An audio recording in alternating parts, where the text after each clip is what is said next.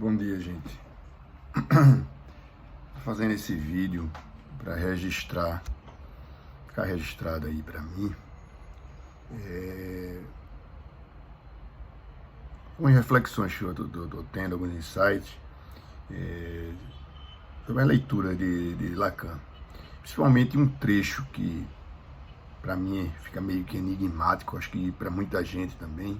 E eu gostaria de fazer algumas reflexões. E aí, quem quiser debater, esse vídeo passar para alguém, não sei se vai ser passado, mas pelo menos fica registrado como uma reflexão minha para eu não perder. É de uma passagem, aí meu entendimento, o que é que eu estou chegando nesse ponto do meu estudo, do que Lacan quis dizer dentro do contexto da teoria dele, né? Trata-se do Seminário 20, no capítulo 10, Rodinhas de Barbante, segunda página, na página 127, segunda página, primeiro, segundo, terceiro, quarto, quinto parágrafo, que ele diz assim: no que, é uma das coisas essenciais que eu disse da última vez, a análise se distingue entre tudo que foi produzido até agora de discurso por enunciar isto, que constitui o osso do meu ensino. Bem, constitui o osso do meu ensino, né? Eu entendo aqui por osso do ensino dele o que há de mais cru, o que há de mais internalizado, o que há de mais que sustenta o ensino dele, que é o esqueleto do ensino dele, que dá sustentação ao ensino dele. E eu acho que aí se distingue um pouco dos demais, somente de Freud. O que ele diz? Que eu falo sem saber. Falo com o meu corpo, e isto sem saber. Digo, portanto, sempre mais do que sei. Então, o que é que eu tenho, o que é que eu penso aí que ele está dizendo? Eu falo sem saber. Por quê? Porque eu falo com o meu corpo. E isto sem saber. Estou falando com o meu corpo. Aí vai ter que a gente tentar definir alguma coisa sobre o que é o corpo, né? O que é o corpo para Lacan?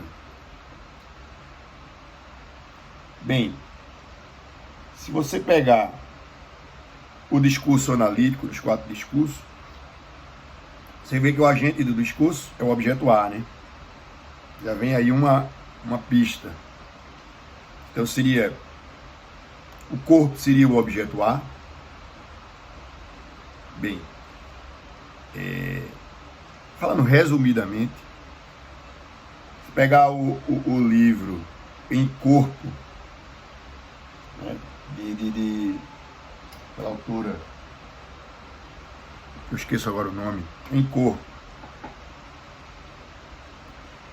ela fala do mito da lamela, né, em que o corpo seria essa flecha lançada em direção ao objeto A, que circula o objeto A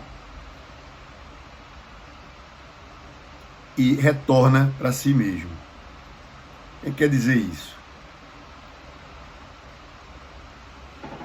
Ele fala que seria a libido, né, que Freud fala. Esse corpo é o que eu consigo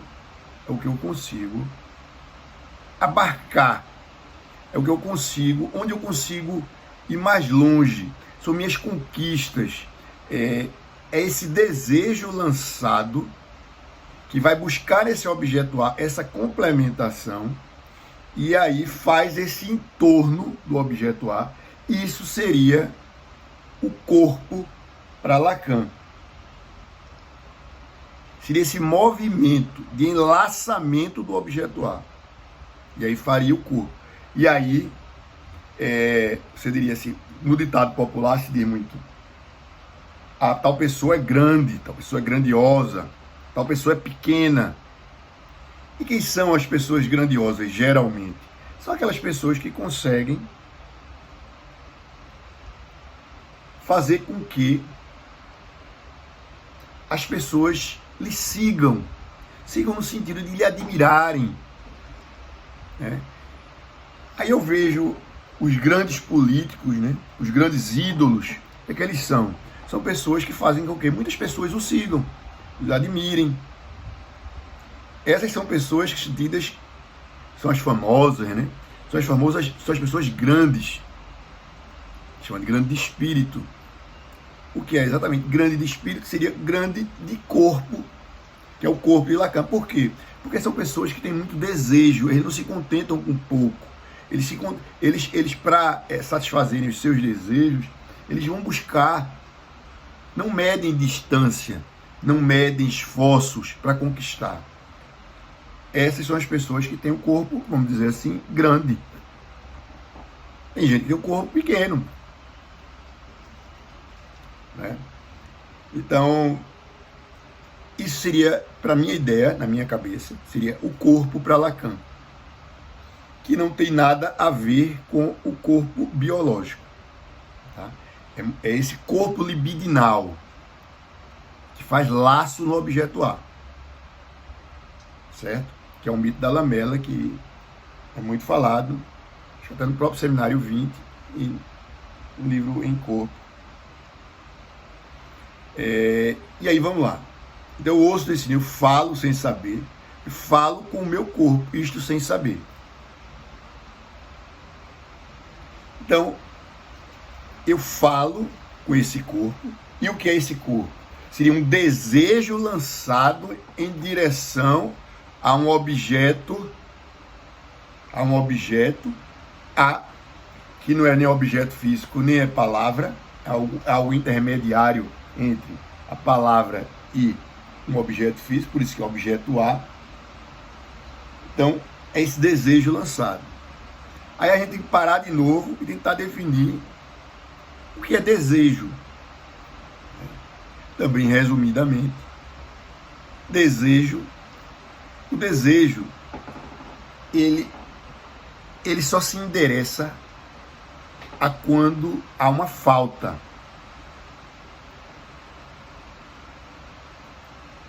Que é diferente do querer. O querer está no campo do que eu aprendi, do que é bom, do que é ruim, então eu quero isso, eu quero aquilo. O desejo é diferente. O desejo se lança sem nenhuma regra pré-estabelecida do que é bom, do que é ruim. Por isso que muitas vezes a gente se embaraça tanto com desejos meio malucos, que faz a gente meio que adoecer, meio que ficar nervoso diante da sociedade. Então, os desejos, ele não tem nada pré-estabelecido que seja bom ou que é ruim. O desejo se lança para o que lhe falta, para o que ficou incompleto. Ele tenta o tempo todo. O desejo tem a função de dar fechamento às situações. Deixa eu só fechar aqui. O desejo tem o objetivo de dar esse fechamento, esse acabamento às situações que ficaram pendentes na nossa mente. Então, por isso que dizem que tudo que é bom é proibido, né? Porque o que é proibido, a gente não tem acesso e nos falta. Então, nós desejamos, nós ficamos atrás, nós sonhamos. Os sonhos são a atividade mental, né, para a gente tentar completar o que ficou incompleto, o que ficou em aberto no dia anterior. E o que a gente pensa que vai ser o dia futuro, o dia de amanhã. Então a gente fica tentando elaborar aquilo que está em aberto para dar uma conclusão, um fechamento, para facilitar a vida da gente, né? Então o desejo é isso. Então a gente fala sem saber, fala com o corpo, que é esse corpo desejante. E por que a gente fala sem saber? A gente fala sem saber.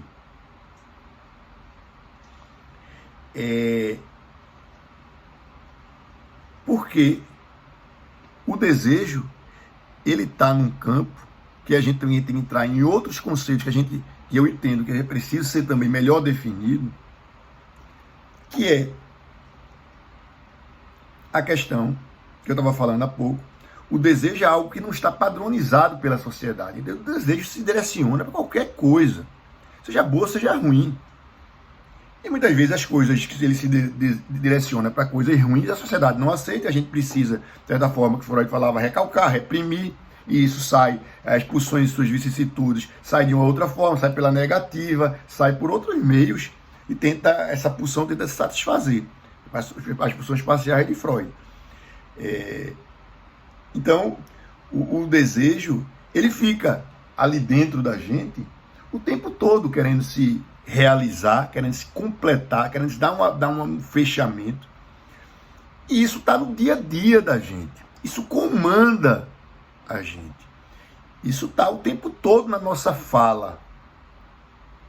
Por isso que a gente fala, porque a nossa fala, ela está toda organizada, pré-estabelecida pelo que a gente aprendeu na vida, pelos padrões de aprendizado, de toda a educação que a gente teve. Entende? Então, a gente vai falando de acordo com o nosso aprendizado, com a nossa cultura. Então é tudo muito organizado, é tudo muito pré-estabelecido. Enquanto que o desejo, ele está o tempo todo lançando palavras, falas na boca da gente, e que a gente não tem controle. São falas que a gente fala sem saber, sem ter esse saber aí, sem ter o controle.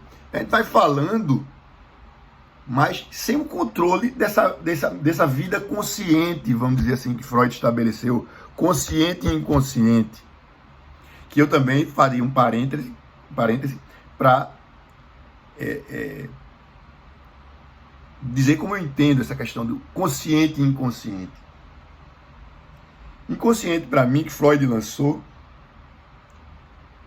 esse conceito, está muito no campo da coisa sem controle. Tanto é que ele dizia que o inconsciente é atemporal, o consciente não tem. Então, não tem domínio do processo primário. O inconsciente é algo que a gente não tem controle. Então, a palavra base é não tem controle sobre o inconsciente. É tudo.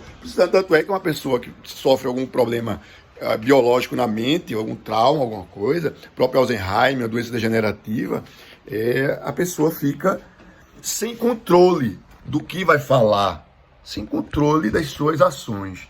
Então, a pessoa fica meio que inconsciente. A pessoa fica sem controle. O consciente é o campo do controle. É o que você pega no que você já aprendeu, na sua cultura, e você passa a falar de acordo com isso pré-estabelecido. Isso é o consciente, a vida consciente. Mas a questão do desejo é diferente. Eu acho que a psicanálise ela se interessa muito mais por esse campo do desejo do que essa questão do consciente e inconsciente. Porque o desejo, ele está presente o tempo todo, junto com o que a gente tem de consciência, de controle. O desejo, ele está...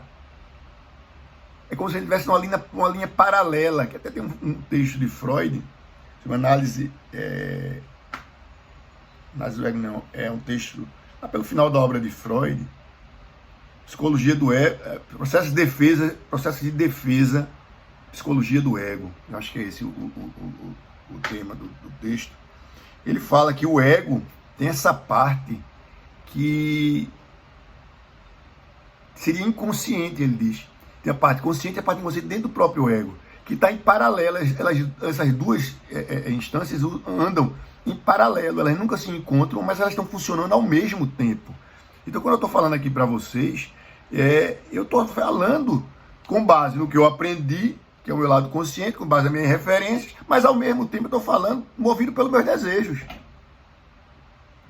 Qual é o desejo aqui? Dar um fechamento a essa questão da leitura de Lacan, que sempre fica uma questão sempre em aberto, sempre uma coisa sem fechamento, e a gente está o tempo todo querendo fazer fechamento do que a gente lê, do que a gente tem. Então eu falo sem saber, e falo com o meu corpo, pelo meu corpo. E falo sem saber, porque falo sem saber do desejo. Esse desejo que está o tempo todo me movendo e me fazendo falar. Se a gente for pegar na história, eu li um texto muito interessante, tem um livro que chama, de Erasmo de Roterdã, chama Elogio da Loucura. E que ele fala que todos nós somos loucos. E é muito interessante esse livro. Somos loucos em que sentido? Somos loucos porque falamos sem saber. É o que Erasmo de Roterdã. A gente fala sem saber por que a gente está falando aquilo. De onde é que vem a motivação para estar falando aquilo. A gente fala sem esse controle que a gente acha que tem sobre tudo, que é a nossa consciência, que é uma ilusão. Que a gente tem esse lado, tem, a consciência a gente tem. Mas tem ao mesmo tempo funcionando, o que faz a gente falar são esses desejos que são sem controle da gente, que a gente não tem controle. Entende? Então, e se você pega um provérbio também, a Bíblia já falava sobre isso. Então você vê que esse saber, essa intuição do ser humano é muito antiga. Tem um provérbio bíblico, eu não sei bem quem é, qual, que diz assim, a boca fala do que o coração está cheio. O que quer dizer isso, né? A boca fala do que o coração está cheio. A boca fala do que eu desejo, porque o coração é o representante maior dos nossos desejos. Então a boca fala. Se é a boca que fala, não sou eu que fala, o provérbio já está dizendo. Eu falo sem controle, sem saber, porque ela fala o que está dentro do coração, o que está dentro dos meus desejos. Então, eu acho que essa frase de Lacan, que ele diz que é o osso do ensino dele, que é algo que eu acho que a gente tem que aprender para dar um segmento interessante à psicanálise. Eu acho que é nesse sentido, tá? Fala com o corpo, que o corpo é o desejo é diferente do inconsciente, que o desejo está o tempo todo em paralelo na nossa fala. Não é o desejo, não é apenas aquela questão que está obscura, que a gente não tem conhecimento, que a gente está lá escondido numa gaveta. Não, o desejo está presente na nossa fala. E eu acho que aí também vem o conceito de Lacan de fala-ser, que ele, nesse momento dessa elaboração desse conceito, ele mesmo critica esse conceito de Freud, de inconsciente, de chamar inconsciente. O Lacan preferia falar o inconsciente, falava fala-ser. Porque esse desejo, esse algo que seria sem controle, que seria o inconsciente de Freud, está o tempo todo na nossa fala. Entende? Ok, gente. Então está registrado esse meu pensamento. Obrigado aí. Tchau, tchau.